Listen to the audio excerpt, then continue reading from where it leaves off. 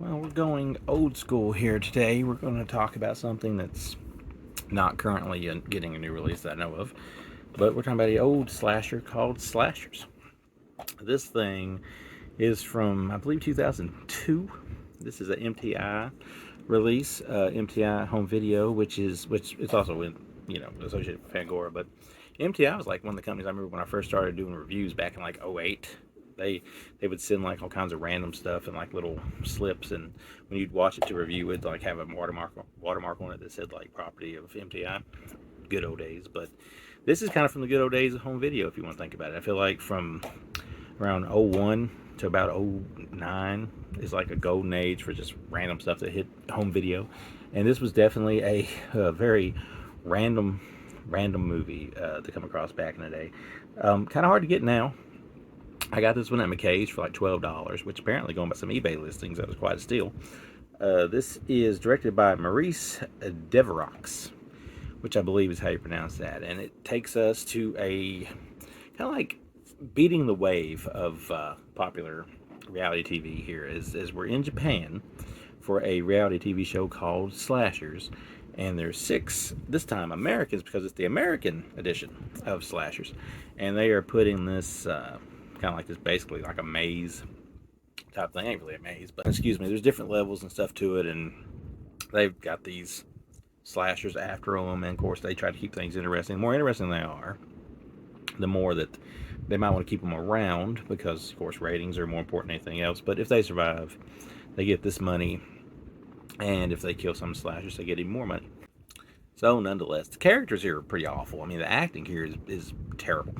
There's terrible acting in this movie, but it's not really a movie you're going to watch for the acting.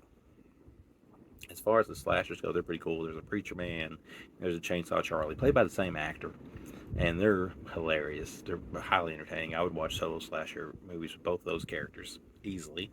There's another one like a doctor. I don't remember his name. He's kind of like billed as like the top slasher guy, but I don't think he was the more entertaining one here. The characters, like I said, they're annoying. They do stupid stuff, but it's a slasher parody in some way, so they're going to do stupid stuff. Although they are in on the joke, like they can hear the music playing, so they know when stuff gets tense and when killers are like coming after them, or when they may have a jump part or something like that. So it's a movie that is a great concept, and it's executed pretty well, but it's executed with some terrible acting. But it makes up for this acting with some very good kills. Now they're kind of neat with it. This is like one take. Obviously, you can tell like at times when lights cut out or stuff flickers that they've obviously done a cut.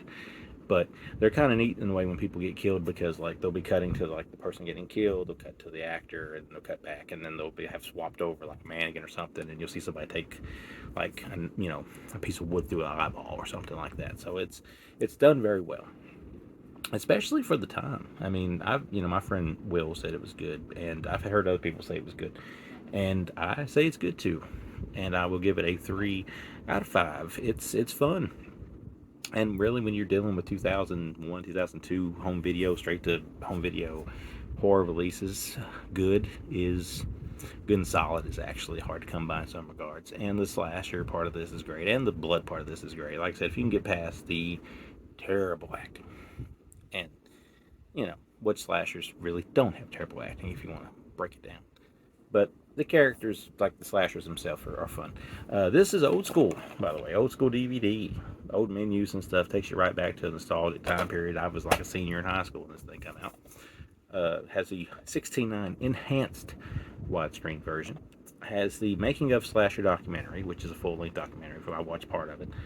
Director's commentary, deleted scenes, optional Spanish subtitles, interactive menus, scene selection, cast bios, trailers, and more. So if you can't get your hands on this, which is going to be a little bit pricey, I think maybe the cheapest one might be around $30 I've seen for on eBay. But hey, who knows? You keep looking. You can at least hope, you can get that, or you can at least hope that somebody releases this eventually. Apparently, there can never be a sequel because there's like some kind of issue with the copyright, but maybe there's an issue, copyright issue, prevent it from getting a different release. Because stuff like this never seems to get special releases these days. Although I have hope for it. With some of the things I've seen getting releases these days, I have hope for it. So this is Slashers. This is 2002 MTI Home Video. Fangoria presents.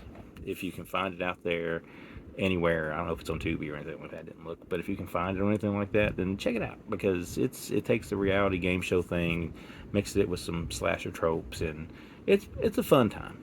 Little dragging here and there, but outside of that, I don't think you can complain too much. Plus, Chainsaw Charlie's pretty entertaining, so yeah, check that out.